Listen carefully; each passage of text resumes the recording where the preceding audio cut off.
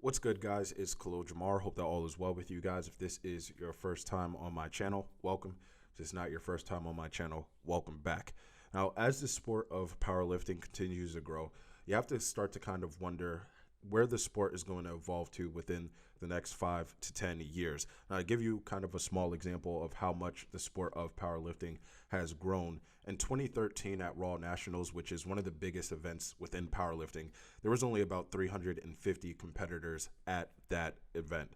Now, in 2019 at Raw Nationals, there was over 1,200. So it's grown over 4 times in size and the capacity. Now, that there is a small example of how much the sport has grown and how fast it's grown. Now, even though that's a small example of the growth of powerlifting, I think that it is significant enough to pay attention to so people can start to see really that powerlifting is a growing sport. Now, the reason I did use the years 2013 to 2019 is because after 2019, the USAPL and I think powerlifting as a whole started to raise its standards when it came to competitors competing at the national level. Because not only was the sport of powerlifting growing, but the amount of talent that was kind of coming into powerlifting was insane. So of course, as the standards for being a national powerlifter, as that rises, of course, it's going to be less and less people that are actually able to qualify for an event like Raw Nationals. But even though the standards are rising, the sport of powerlifting still continues to grow,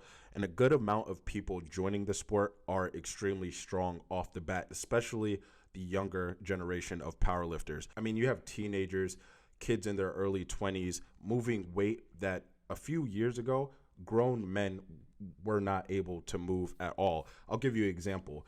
Some of you may have heard of Tyson Riddenor, who's an extremely strong kid, and I think he's in his early 20s, and he could deadlift over 800 pounds. I believe he's actually already deadlifted 900 pounds. Now, that's the stat I used earlier about the 2013 Raw Nationals.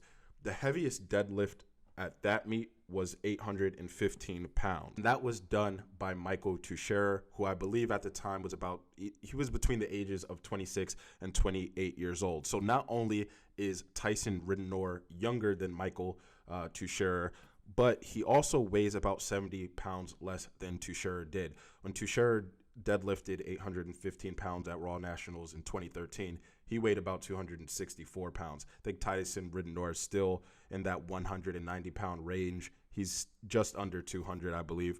But again, you can see kind of the difference between the high level strength athletes from 5-6 years ago.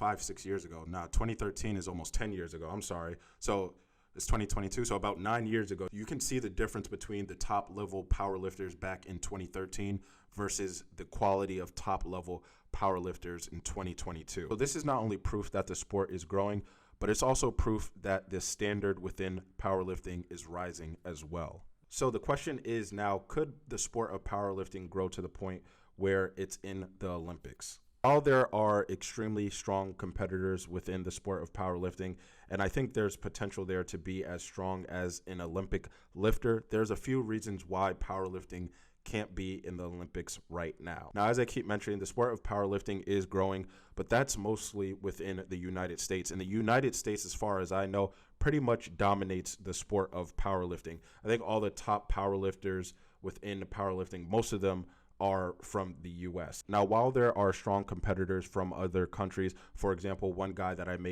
made multiple videos on, Daniel Zamani, he's from a completely different country, but that doesn't mean that the sport has grown to the level, the sport of powerlifting has grown to the level that it has in the US. But over time, who knows, that could potentially change. Another reason the sport of powerlifting is not in the Olympics is because it is considered not to be inclusive enough. Now, I don't necessarily agree with this from what I've seen.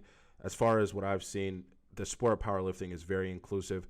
Everybody, it doesn't matter your age, your gender. There are, people in their late 70s still powerlifting, and there are, like I mentioned earlier, kids who are joining the sport in their teens, in their early 20s. There also seems to be inclusivity when it comes to the sexes. It seems like it's pretty balanced, again, from what I've seen. I do understand I'm in the US, so it may be a little bit different here than, again, in other countries. Now, the last reason the sport of powerlifting cannot be in the Olympics is because there's not equal balance on the executive committee when it comes to powerlifting. And this, I can understand why you want to balance on the executive committee.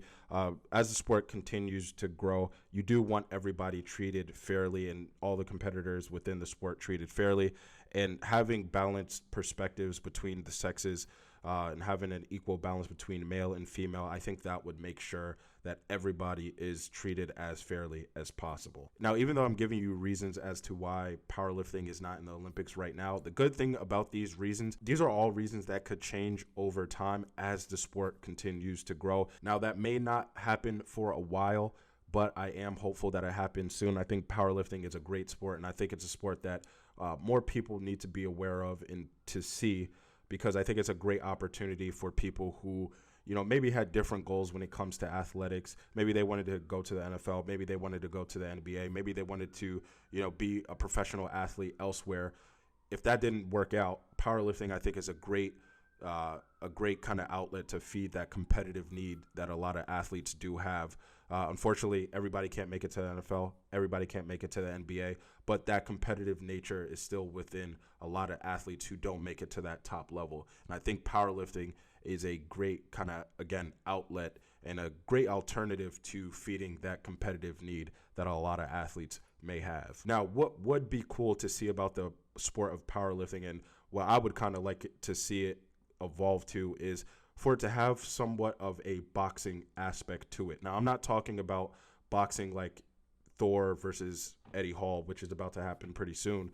I'm talking about if you have powerlifters, top powerlifters, face off one-on-one against each other. For example, I would love to see Ashton Ruska have a lift-off against John Hack. That would be incredible to see, just those two going at it against each other. And maybe the rules get, alternated a little bit for a one-on-one face-off when it comes to powerlifting. For example, maybe you have 4 attempts per lift instead of 3. But you guys, let me know your thoughts in the comment section.